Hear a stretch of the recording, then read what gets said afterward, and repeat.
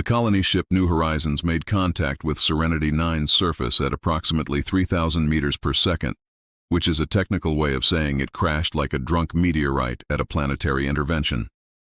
Captain Jack Morrison pulled himself from his command chair, which had become more of a command pretzel during the landing, and surveyed the bridge. Sparks flew from half the consoles, the other half were just plain dead, and someone's coffee mug was embedded in the ceiling. He'd ask how, but honestly, he had bigger problems. "All right, people, sound off. Who's still got all their original parts?" Jack called out. His crew groaned back various affirmatives. 200 colonists, one badly damaged ship, and exactly zero idea where they were. Just another Tuesday in the colony business. "Captain, I've got good news and bad news," Lieutenant Sarah Park announced from the sensor station, or what was left of it. "Good news is the air is breathable, gravity is 0.9 Earth standard, and the temperature is a pleasant 22 degrees Celsius. And the bad news? We're never leaving. The FTL drive is scattered across about 40 kilometers of landscape, and the main reactor is held together by what I can only describe as wishful thinking and spite." Jack nodded. "So, standard colonization procedure then. We meant to do this." "Sure, Skipper. We totally meant to plow a trench through an alien planet at hypersonic speed." Before Jack could respond with what surely would have been an inspiring captain speech, the external sensors started screaming. Not beeping, not alarming, actually screaming, which was a feature Jack didn't even know they had. "Contact," Park said, her voice climbing an octave. "Something's approaching fast, and according to these readings, it's either a ship or a very aggressive bird."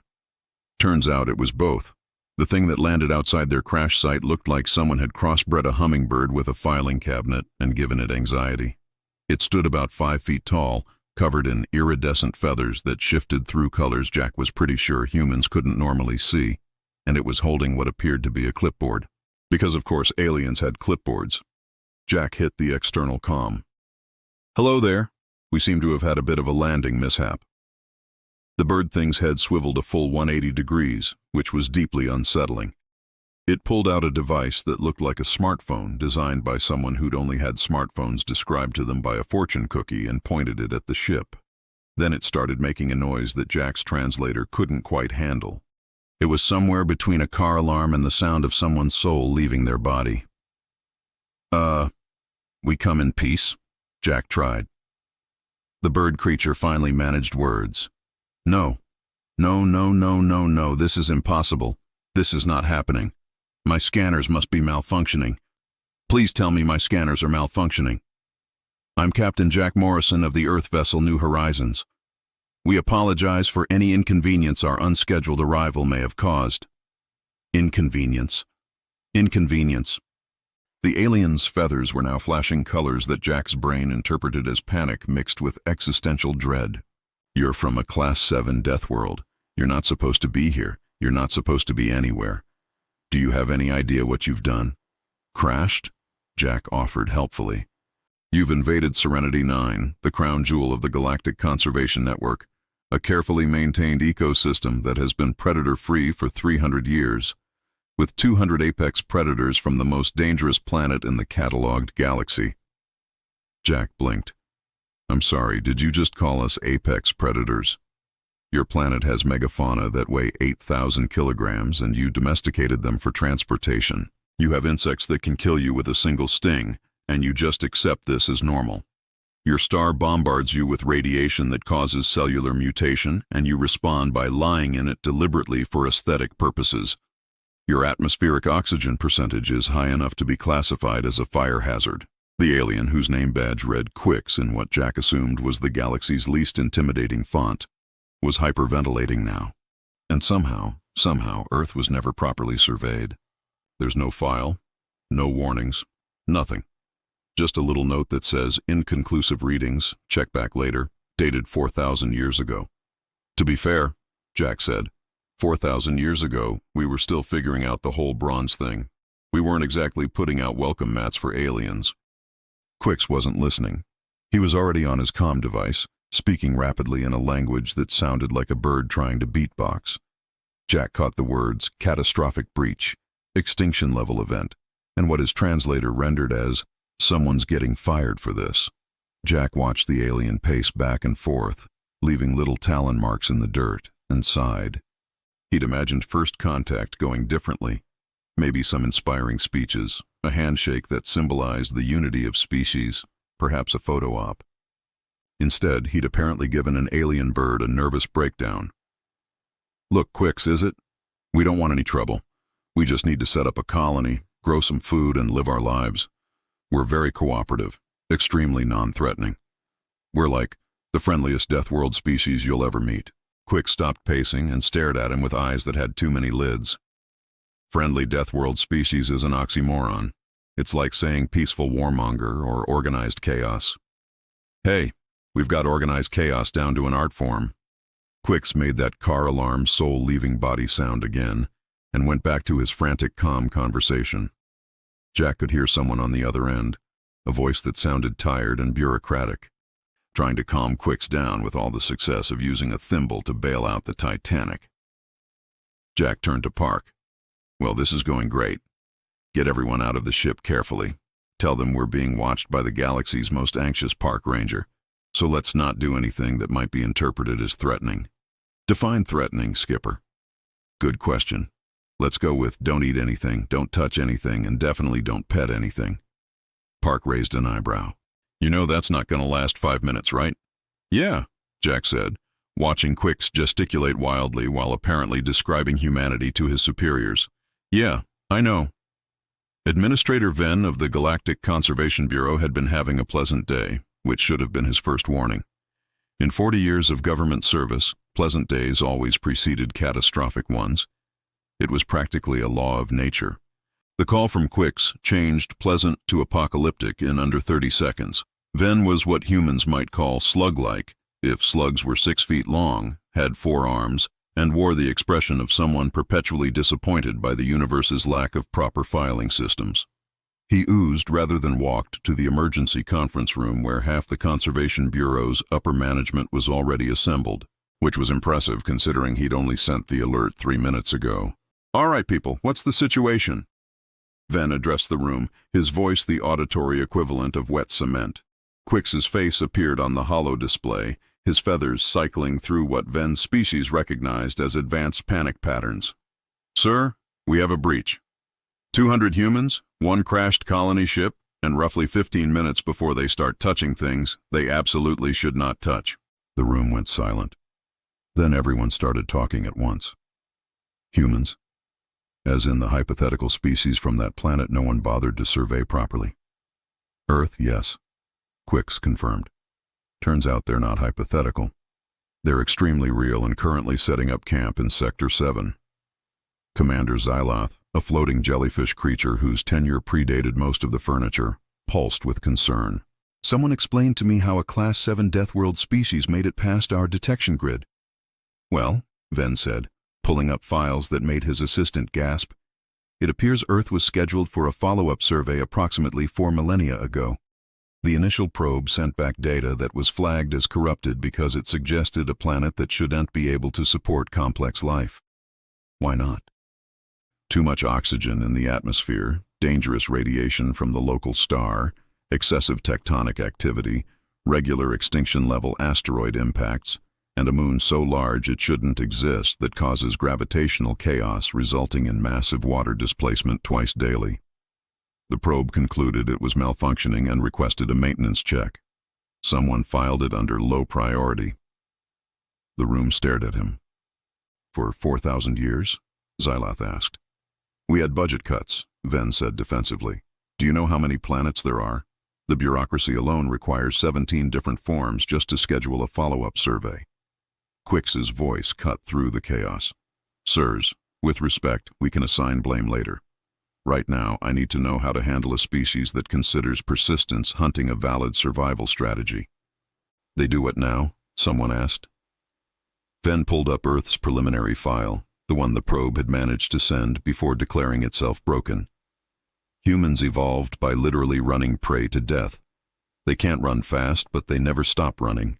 They just follow prey for days until it collapses from exhaustion.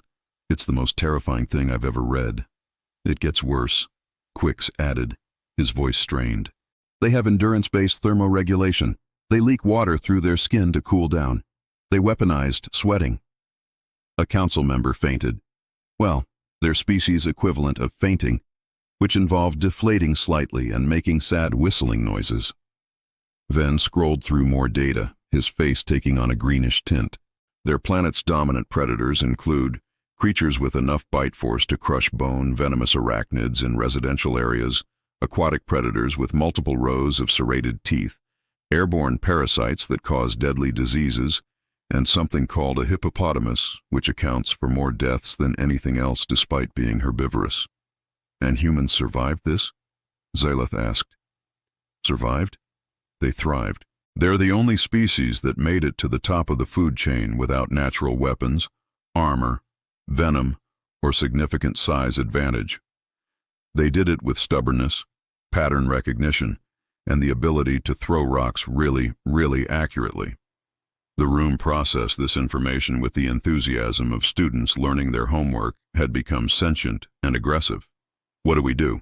Someone asked. We can't have Deathworlders in a conservation zone. They'll disrupt everything. They'll eat the endangered species. They'll probably befriend the apex predators just to prove they can. Venn considered this. Quicks, how are they behaving currently? Confused but cooperative. Their captain seems friendly, almost aggressively friendly. It's unsettling. Right. Here's what we do. We send a full containment team. Military escort, environmental specialists, the works. In the meantime, Quicks, you keep them calm and contained. Don't let them interact with the local ecosystem. No eating local food, no touching local fauna. Absolutely no attempts to domesticate anything. Sir, what should I tell them? Tell them it's for their safety. Tell them the planet's dangerous and we're here to help. Whatever you do, don't let them know that they're the dangerous ones. Deathworlders respond poorly to perceived threats, and we do not want to trigger their defensive adaptations. What are their defensive adaptations? Venn scrolled further. According to this, spite, innovation, and something called adrenaline that lets them temporarily override pain receptors and access approximately 3 times their normal strength. Someone else fainted. Right, Venn said, trying to project confidence he absolutely did not feel. Containment team, you leave within the hour. Full hazard protocols. Quicks, you keep them occupied. Give them a friendly orientation. Make them think we're helping them. And if they figure out we're terrified of them? Venn paused. Then we're all going to learn exactly why you don't anger a species that evolved on a planet actively trying to kill them. The call ended. Venn oozed back to his office past doors labeled Invasive Species Control, Ecosystem Management, and Emergency Evacuation Protocols, wondering which one would be most relevant by day's end.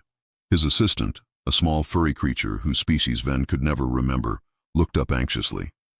Sir, should I file this under minor incidents or? Create a new category, Venn said. Call it prey to whatever deities are listening that this doesn't end with humans riding our apex predators into battle while singing war songs. That's oddly specific, sir. Read their history file. They did it on their own planet. Multiple times. Successfully. The assistant began typing with trembling paws. In the background, alarms were already sounding as the containment team mobilized. Venn looked at the holographic image of Earth spinning peacefully in the void, a blue marble that had somehow produced the galaxy's worst nightmare, and sighed. Pleasant days never lasted. Quicks had a plan. It was not a good plan, but it was a plan nonetheless. And in crisis situations, any plan was better than screaming into the void, which had been his first instinct. Keep the humans contained. Keep them calm. Keep them from touching absolutely anything until the professionals arrived. Simple. He should have known better. So you're saying this entire planet is a nature preserve? Captain Morrison asked, walking alongside Quicks with the casual stride of someone who wasn't currently standing on a world that could kill him in approximately 47 different ways. Yes, Serenity 9 is home to over 12,000 species, many endangered, all carefully balanced in a predator-free ecosystem. We've spent 3 centuries cultivating this environment. Predator-free? That sounds boring. Quicks's feathers ruffled. Boring is good. Boring means nothing is eating anything else in a violent display of nature's cruelty. Boring is the goal. Huh. Morrison nodded like this made sense, which Quicks found deeply suspicious. They rounded a corner and found Chief Engineer Rita Kowalski examining a cluster of phosphorescent fungi with the focused intensity of a cat watching a laser pointer. "Don't touch that," Quicks said automatically. "Why not?" Rita asked, not looking up. "It's a rare bioluminescent organism, very delicate, also possibly toxic. We're not entirely sure." "You've had 300 years, and you're not sure?" "We observe from a distance. It's non-invasive." Rita snorted and pulled out a small device that looked suspiciously like a modified coffee maker. "This'll tell us in about 30 seconds. She waved it over the fungi, humming tunelessly. "Please don't scan it. You might stress it out. It's a mushroom, not a teenager." Rita checked her readings. "Huh. Not toxic at all. Actually produces a compound that's basically a natural antibiotic. You guys know about this?" "We documented its light patterns," Quicks said defensively, "but not its chemical composition. We prefer not to interfere with natural processes." Rita gave him a look that suggested she had opinions about this approach but was too professional to voice them. Then she voiced them anyway. "You're sitting on a medical gold mine and you're just watching it glow? That's not conservation, that's just sad." Before Quicks could formulate a response that wouldn't sound like bureaucratic excuse-making, a commotion erupted from the nearby clearing. Dr. Marcus Webb, the colony's biologist, had discovered the scrallivores, and, against all probability and common sense, was petting one. "No!" Quicks shrieked, rushing forward. "Do not touch the scalivore! It's an apex predator with neurotoxic venom and territorial aggression issues." Webb looked up, grinning like a child at a petting zoo, his hand still resting on the creature's scaled back. The scalivore, which should have been ripping Webb's arm off, was making a sound suspiciously close to purring. "This guy, he's a sweetheart. Look at these scales, absolutely magnificent. What did you call them, scrallivores? Bet they're ambush predators, right? Look at those heat pits near the eyes. It has venom that can drop a full-grown Glornak in under 30 seconds, Quicks said, his voice approaching frequencies only his own species could hear. "Had venom," Webb corrected, examining the creature's mouth. "These fangs are evolutionary holdovers. See the gland positioning? Atrophied. This species probably had venom about 10,000 years ago but lost it when you removed all the predators. Without competition, the venom became metabolically expensive to maintain. So evolution said, bye-bye death spit." Quicks stared. "That's impossible. We have documented cases of scrallivores being aggressive." "Sure, scared and defensive. But aggressive? My guy here's been living in a resort for 300 years. He's forgotten how to be scary." Webb scratched under the scalivore's chin. It leaned into his hand. 2 more scrallivores emerged from the undergrowth, saw Webb, and approached with curiosity rather than hunger. Within minutes, the colony's biologist was surrounded by creatures that were supposed to be dangerous, all vying for attention like puppies. "This is wrong," Quicks muttered. "This is all wrong." "Hey, boss, you might want to see this," someone called from the tree line. Quicks found a group of colonists gathered around a bush loaded with bright purple berries. One of them, a teenager whose name badge read Danny, was eating them by the handful. "Stop!" Quicks screamed, diving forward. "Those are deathberries. They're called deathberries. The name is very clear about their function." Danny paused mid-chew. "These? They're delicious. Taste like blackberries mixed with vanilla. They contain enough cyanide to kill most species instantly." "Oh." Danny considered this. "Yeah, earth plants do that too. We've got almonds that produce cyanide, and apple seeds, and cherry pits. You just don't eat those parts. These berries, though, the cyanide's all in the seeds. The flesh is totally safe." He popped another in his mouth. "How do you know that?" Quicks demanded. "Took one bite, didn't die, figured I'd risk another. Basic experimental methodology." Quicks felt his sanity departing. "That's not methodology. That's suicide with extra steps." "Nah, suicide would be eating the seeds. I'm spitting those out. See?" Danny demonstrated, launching a seed with impressive distance. "Probably shouldn't plant these near the ship, though. You know, just in case someone less careful comes along." Morrison appeared, looking entirely too pleased with himself. "Good news, Quicks. My people have done a preliminary survey and found this planet extremely hospitable. Plenty of fresh water, edible vegetation, docile wildlife. This might actually be the easiest colony we've ever established. Docile? Quix's voice cracked. Docile? Those Scralivores were feared across this entire sector. Yeah, Webb mentioned, poor things have gone soft without proper stimulation. He's already designing enrichment activities for them, something about hiding food and creating artificial hunting scenarios to keep their instincts sharp. That's our job. And you've done a great job, Morrison said with the kind of diplomatic tone that made Quix want to peck something. Really top-notch, but maybe you've been a bit too hands-off. Conservation isn't just about leaving things alone. It's about understanding the ecosystem and actively managing it. Rita walked past carrying an armful of deathberries. These are going in the hydroponics bay. We'll have a sustainable crop within 3 months. You can't domesticate deathberries, Quix protested. Watch us, Rita said cheerfully. Webb jogged by, followed by 6 Scralivores in a neat line. Hey Quix, what do these guys eat? I want to make sure we're providing proper nutrition. They're carnivores. They eat small mammals. Perfect. We've got rabbits on the ship. Breeding stock for food. I'll set up a feeding program. Webb paused. Actually, do you guys have a species management database? I'd love to cross-reference dietary needs with available prey species. Might be able to help with some of your endangered population issues. That's confidential Conservation Bureau information. Right, bureaucracy. Tell you what, just point me to your research station and I'll stay out of your way. Quix realized with mounting horror that the humans had been on Serenity 9 for 4 hours and had already begun cataloging species, establishing feeding programs, and integrating themselves into the ecosystem. His comm chirped. The containment team was 3 hours out. Quix looked at Morrison, who was cheerfully directing colonists in setting up prefab shelters, at Rita, who was analyzing soil samples, at Webb, who was now surrounded by wildlife like a Deathworld Disney princess, and wondered if 3 hours would be enough. Probably not. Definitely not. Oh, who was he kidding? The humans had already won. Commander Throck of the Galactic Security Force arrived with a battalion of heavily armed soldiers, enough firepower to level a small city, and absolutely zero understanding of what he was walking into. Throck was what humans might call insectoid, if insects were 8 feet tall, had mandibles that could crush steel, and carried plasma weapons that hummed with barely contained violence. He'd led operations on 20 hostile worlds, pacified 6 insurgencies, and once stared down a rogue AI that had taken over a mining colony. Humans building a campfire while singing something called Kumbaya should not have been intimidating. And yet, Captain Morrison, Throck announced, his voice amplified by his helmet's external speakers.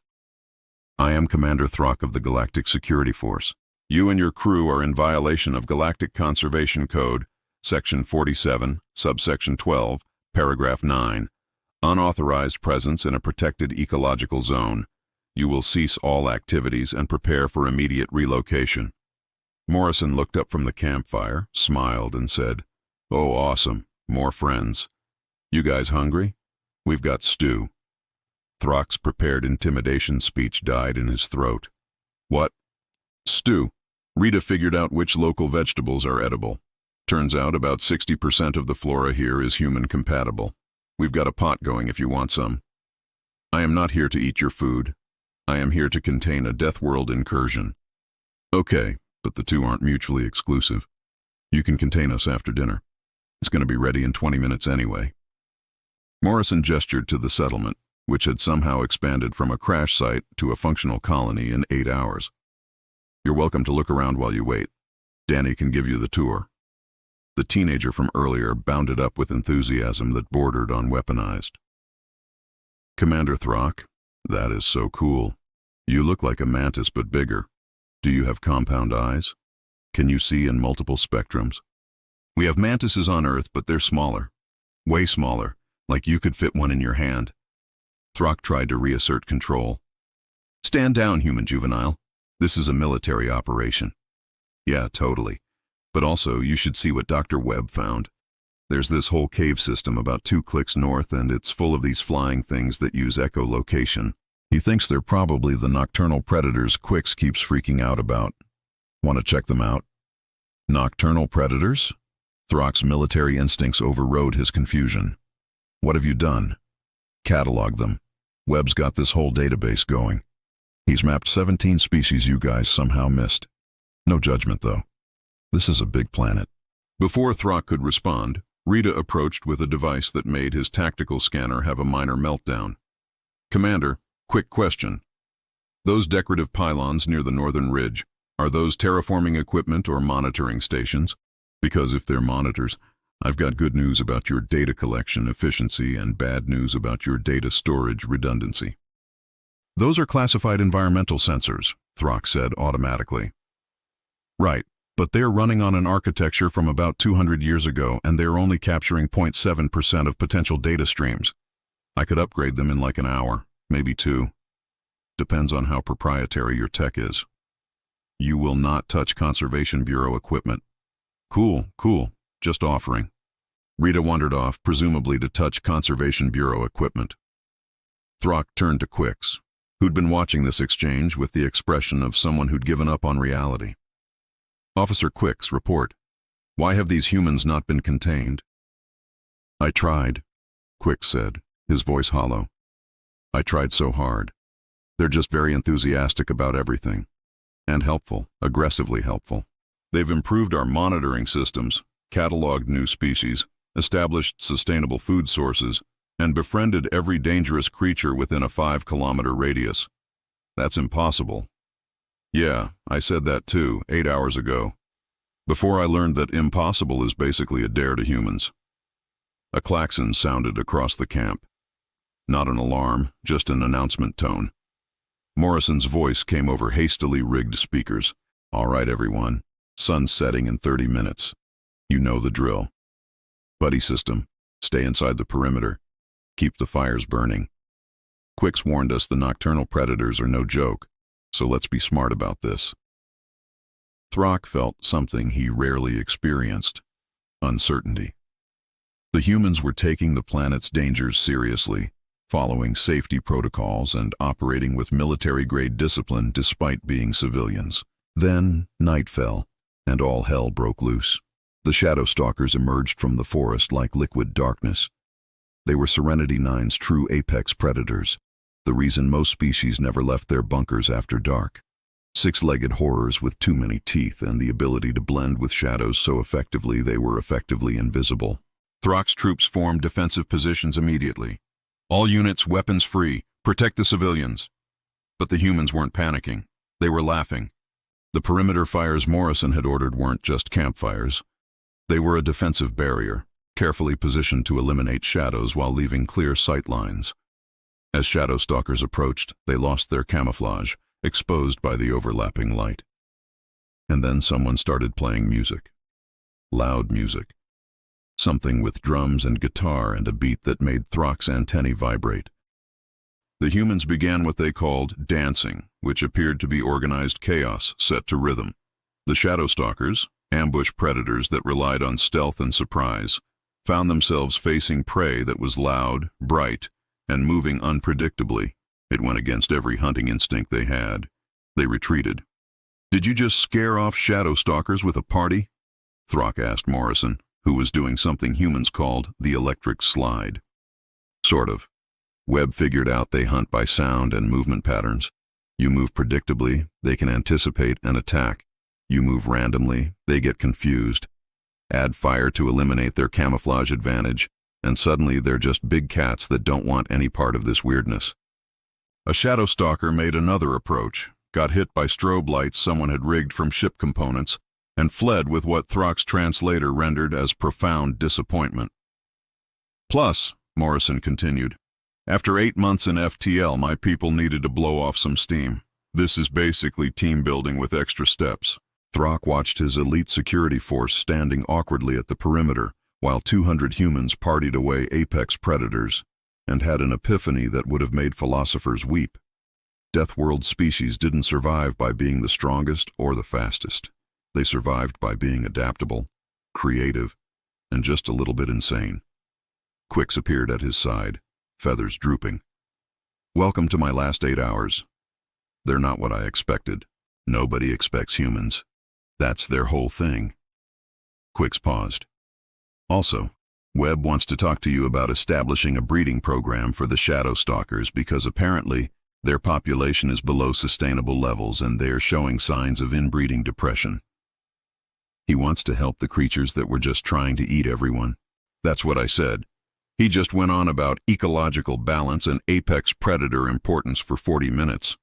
I stopped listening after he started discussing genetic diversity.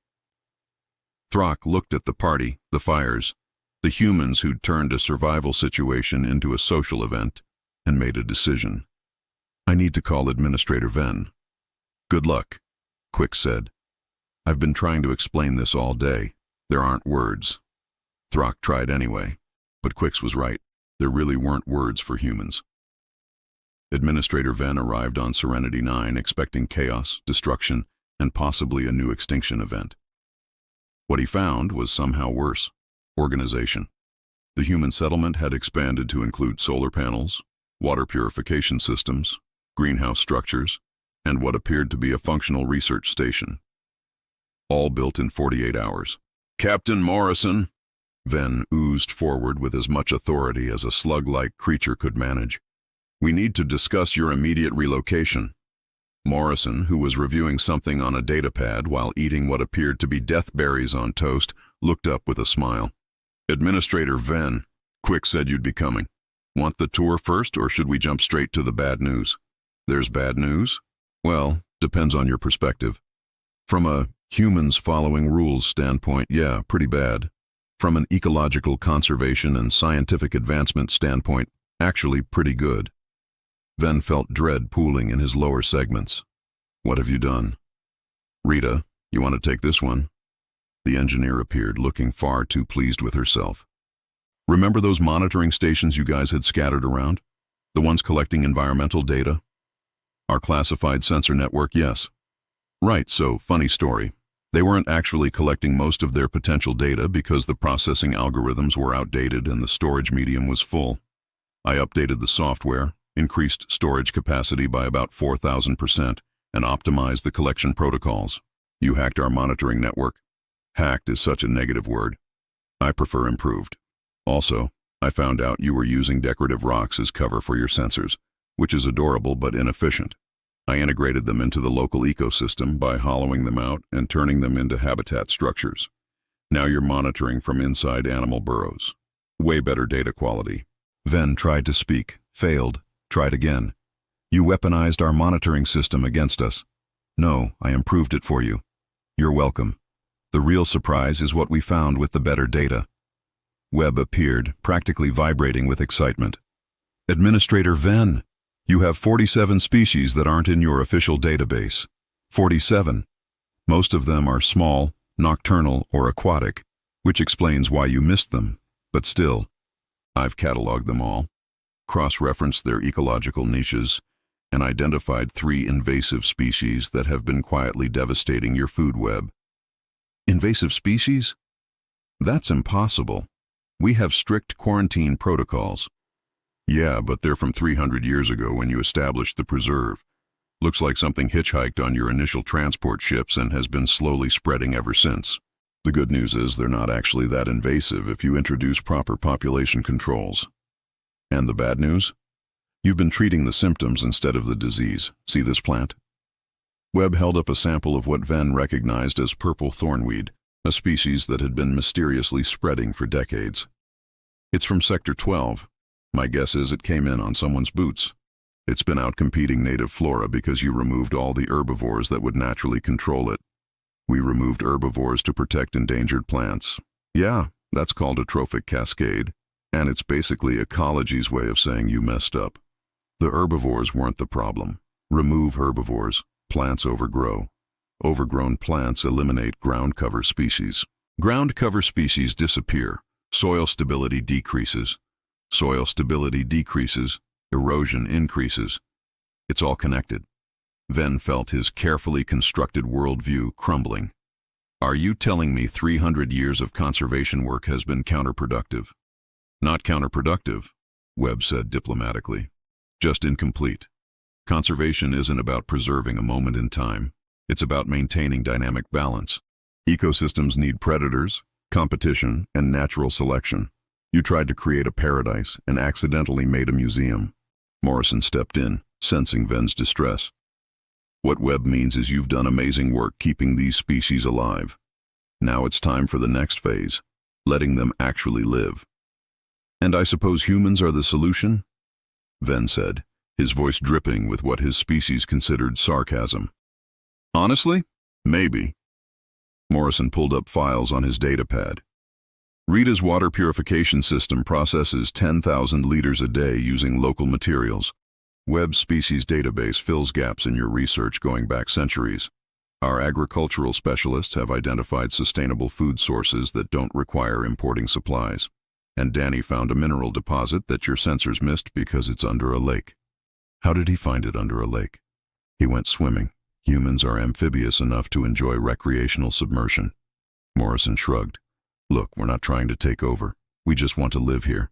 And if we can help improve things while we're at it, why not? Ven looked around the settlement. Humans working alongside his monitoring equipment. Dr. Webb teaching quicks about trophic cascades. Rita explaining water purification to his engineering staff. Commander Throck's soldiers sharing rations with colonists around a campfire. You're not containable, are you? Ven asked quietly.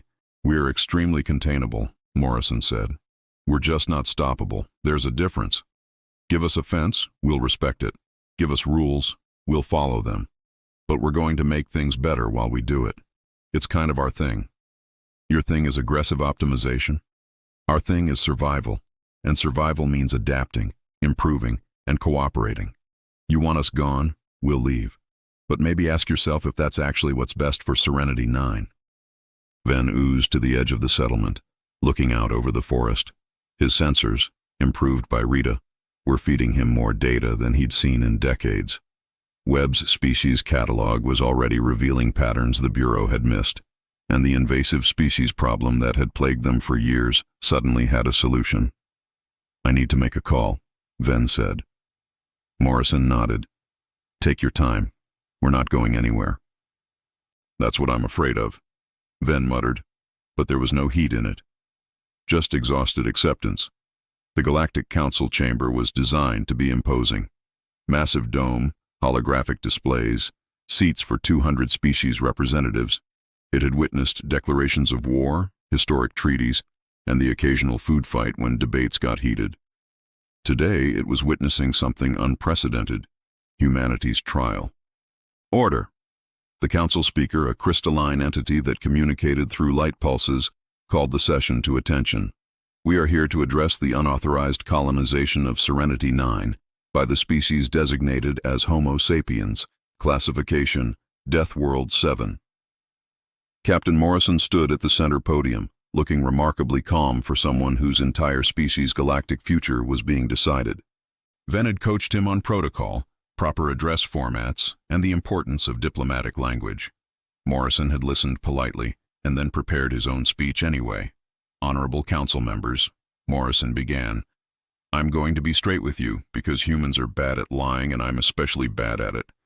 We crashed on your planet. We didn't mean to, but we did. And then we did what humans do. We adapted. The council waited. Morrison continued. Now I've been told we're terrifying, that we come from a death world, that we're apex predators, that our planet spent millions of years trying to kill us and we just wouldn't die. And okay, fair, Earth is pretty intense. We have spiders that can eat birds, we have weather that can level cities, we have plants that can kill you if you touch them and fish that are literally poisonous to eat, but we eat them anyway because they're delicious. A council member made a sound of distress. But here's the thing about death worlds. They don't make you monsters. They make you resourceful. They teach you to adapt, to cooperate, to solve problems creatively because the alternative is extinction. And yeah, we're good at surviving, but we're better at something else. We're good at helping things survive. Morrison pulled up holographic displays showing Webb's species catalog, Rita's infrastructure improvements, and the invasive species removal program. In 48 hours, we cataloged 47 species your Conservation Bureau missed in 300 years. We identified and began addressing an invasive species problem that's been damaging the ecosystem for decades. We improved monitoring efficiency by 4,000%. And we did it because that's what humans do when we care about something. We fix it. You violated our protocols, someone objected. We did, and I apologize for that. But your protocols were incomplete. You were preserving species in isolation, but ecosystems don't work in isolation. They're messy, complicated, and they require active management. You were trying to create a perfect snow globe, but nature doesn't work that way. Council speaker pulsed. You propose you know better than the Galactic Conservation Bureau? No. I propose we know differently. You've got 300 years of observation. We've got 4 billion years of evolution teaching us that survival means cooperation, adaptation, and sometimes breaking the rules when the rules don't work anymore. Morrison took a breath. Look, we don't want to invade your galaxy. We don't want to conquer anyone or disrupt your careful balance. We just want to live. And if we can help while we live, even better. That's not a threat. It's an offer. The council chamber erupted in debate. Morrison stood quietly, waiting. Venn oozed forward to the advocacy podium. Council, if I may. I've spent the last 48 hours with these humans. They're chaotic. They ignore warnings. They touch things they shouldn't, and they make friends with creatures that should eat them. But they're also brilliant, dedicated, and genuinely want to help. The question isn't whether they're dangerous. Everything from a death world is dangerous. The question is whether that danger can be productive. And your assessment? The council speaker asked. Humans are aggressively helpful. That's their survival trait. They don't conquer ecosystems. They integrate with them. They don't destroy problems. They solve them. Are they unconventional? Absolutely. Do they follow proper protocols? Not even slightly. But Serenity 9 is healthier now than it's been in decades. And that happened because humans refused to leave well enough alone. Commander Throck stepped forward. Military assessment. Humans are dangerous, but they're not hostile. They're cooperative when given clear objectives and surprisingly innovative under pressure. I recommend probationary integration rather than forced relocation. The council debated for 6 hours. Morrison dozed off twice, which Venn found inappropriately endearing. Finally, the council speaker pulsed for attention. The council has reached a decision. Humanity, you are granted probationary status as Galactic Conservation Partners. You will work alongside the Conservation Bureau to manage Serenity 9 under strict supervision. You will follow established protocols, you will submit all findings for review, and you will absolutely, under no circumstances, attempt to domesticate any more apex predators. Morrison perked up. We can stay?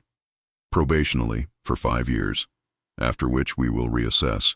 Consider this a test of whether Deathworld species can coexist peacefully with the galactic community. We won't let you down, Morrison promised. See that you don't. Dismissed. As the council chamber emptied, Venn approached Morrison. You realize they're going to monitor everything you do obsessively for the next 5 years. Yeah, but we get to stay and help. That's all we wanted. Your species is going to give the entire galaxy anxiety disorders. Morrison grinned. Probably. But it'll be a better galaxy for it. 6 months later, Serenity 9 had transformed. The human settlement had grown to 500 colonists, with proper infrastructure, research facilities, and what Danny insisted on calling the galaxy's best coffee shop, despite no one else understanding what coffee was. Quix had been promoted to Human Liaison Officer, a position that came with hazard pay and mandatory stress leave. He sat at the coffee shop, drinking something Morrison claimed was decaf, watching humans and aliens work together on conservation projects. I still don't understand your species, Quix admitted. Morrison, sitting across from him, smiled. Most days, neither do we. That's part of the fun. Fun. You find chaos fun. We find problem-solving fun. The chaos is just how we get there. Quix's datapad chirped. He looked at it, and his feathers went through several colors Morrison had learned to recognize as panic. What's wrong? The Galactic Communications Network just picked up a signal. Another Earth colony ship, Actually, 47 Earth colony ships. They're all heading to different sectors. Morrison's smile widened. Oh yeah, we launched a bunch of those before we figured out the whole FTL thing. They've been in transit for like 30 years. I keep forgetting to mention it. 47 ships full of humans are about to arrive at unprepared colonies across the galaxy, and you forgot to mention it. It slipped my mind. We've been busy with the invasive species thing. Quicks stared at him. Morrison sipped his coffee innocently. Your species, Quicks said slowly, is going to remake the entire galaxy, whether we want you to or not. Probably, Morrison admitted. But it'll be a better galaxy, more cooperative, more innovative, more species working together instead of watching from a distance. More chaotic. Yeah, that too, but good chaos. Productive chaos. Quicks sighed, a sound that somehow conveyed 300 years of bureaucratic exhaustion compressed into 3 seconds. I need to call Administrator Venn. Tell him we're hiring. Conservation partnerships work better with diverse perspectives. Besides, you guys need human help dealing with the 47 incoming ships. We don't need human help. We need humans to stop helping so aggressively. Too late. We're already helping. It's what we do. Quicks looked out over the settlement, watching humans and aliens working side by side, making Serenity 9 better despite every protocol, every regulation, and every very sensible concern about Deathworld species integration. You know what the worst part is? Quicks asked. What's that? You're right. It is a better galaxy with you in it. That's the truly terrifying part. You chaotic, helpful, aggressively optimizing Deathworlders are actually improving things. Morrison raised his coffee cup. To productive chaos?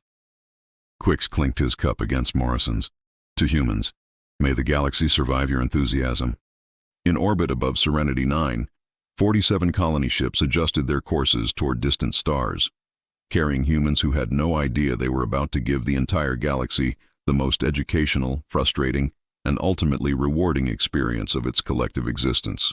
The age of humanity had begun. The galaxy would never be the same. And honestly, that was probably for the best.